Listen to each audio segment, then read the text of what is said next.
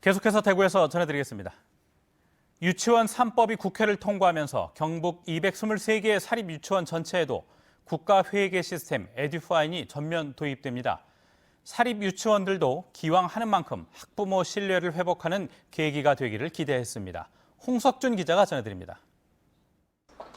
현재 도내에서 에듀파인을 도입한 사립유치원은 27곳, 전체의 12%에 불과했지만 최근 국회에서 유치원 3법이 제정돼 오는 3월부턴 223개 사립유치원 전체로 확대됩니다.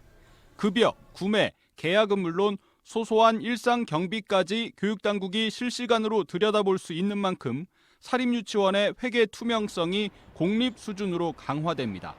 경북교육청은 5억 원을 들여 에듀파인이 깔린 컴퓨터와 통신 장비를 이미 유치원마다 설치했고 관련 교육도 9차례 진행하는 등 에듀파인 전면 도입에 대비해 왔습니다.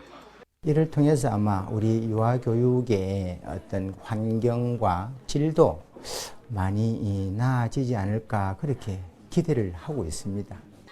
논의 초반에 반발이 컸던 사립유치원 입장도 많이 바뀌었습니다. 특히 규모가 있고 지역에서 좋은 평가를 받아온 유치원들은 불필요한 오해 대신 학부모들의 신뢰를 다시 회복하는 계기가 될 것으로 기대했습니다. 보시고 인정해 주시면 오히려 더 낫죠. 하던 대로 이렇게 쭉 하면 되니까 그 대신에 이제 어떤 시스템 자체가 저희들이 사용하던 게 아니라서 조금 힘이 들 거라는 예측은 하고 있지만 그래도 잘 풀어나가지 않을까 이렇게 생각하고 있습니다. 문제는 영세한 유치원들입니다. 인력난으로 에듀파인이 부실하게 운영될 경우 도입 취지가 무색해질 수 있습니다. 경북교육청은 80명의 강사단을 구성해 사립유치원 에듀파인 운영 교육을 상설화하고 필요하면 퇴직한 전산직 공무원들까지 현장 지원에 투입할 계획입니다. MBC 뉴스 홍석준입니다. 동해안 특산물인 오징어 어획량이 계속 줄어들면서 많은 어민들이 생계 유지에 어려움을 겪고 있습니다.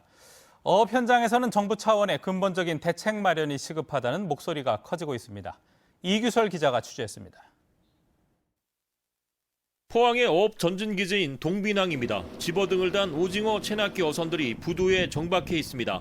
오징어가 안 잡혀 출어 경비도 못 건지다 보니 출항을 포기하고 항구에 머물러 있는 겁니다. 어민들은 죽을 지경입니다. 5분에는 좀 안 나겠나 싶어서 기대를 가지고 또 나가봐야 헛방하고 이제 그런 방법으로 지금 금년에는 이렇게 아주 손실만 거듭나고 있지요. 어민들은 내년에는 오징어때가 돌아오겠지라며 기대를 저버리지 못하고 있지만 통계로 바라본 현실은 더 답답하기만 합니다. 6년 사이에 경북 지역 전체 수산물 어획량은 34% 줄었지만 오징어 어획량은 84%나 감소했습니다. 이렇다 보니 전체 어획량 가운데 오징어가 차지하는 비중 역시 2012년 50%에서 2018년 16%로 급감했습니다. 그런데 경북 동해안에서 오징어를 잡아 생계를 꾸려가는 어선은 381척에 이르고 이 중 167척이 울릉도에 몰려 있습니다. 중국 어선의 남획과 바다 환경 변화로 우리나라는 물론 일본에서도 오징어가 안 잡히는 상황. 이런 상황에선 오징어잡이 배를 확 줄이는 감척 사업이 실질적인 대안이지만 충분한 예산 확보가 풀어야 할 과제입니다. 현 시가는 가성에서 10억이라 하면은 배 한 척에 2억, 3억도 안 줄라 하면 3분의 1 수준 받고 돈을 안 줄라 그러니까 이 감척이 성립이 안 된다 이겁니다. 이게 현실에 맞게끔 어떤 그 조치가 돼야 되지 않나 생각이 듭니다. 오징어만 잡을 수 있는 체납기 어선이 문어나 대게, 가자미를 잡을 수 있도록 허가해주고 업종 전환 비용 일부를 지원하는 것도 방법이 될 수 있습니다.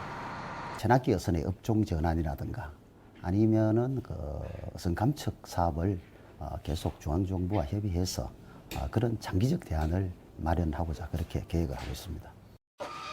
울릉도 어민들은 최근 울릉도에 대한 오징어 어업 재난지역 선포를 정부에 건의할 정도로 생계 유지가 어려운 상황입니다.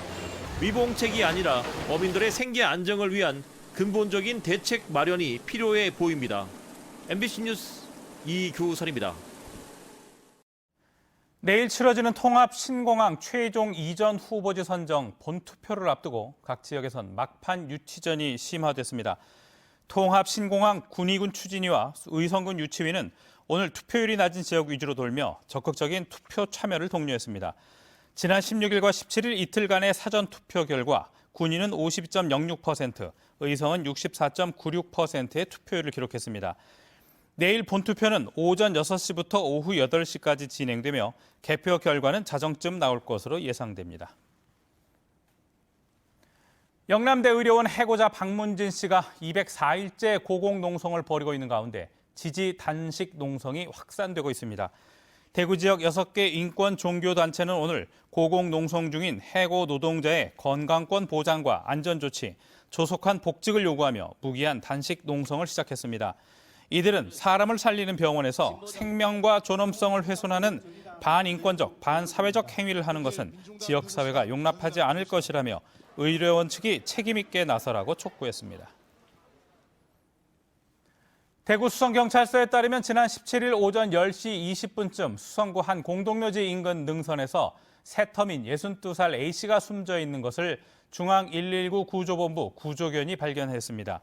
A씨는 최근 지인들과 연락을 끊고 사는 게 힘들다는 내용의 메모를 남겼다고 경찰은 밝혔습니다.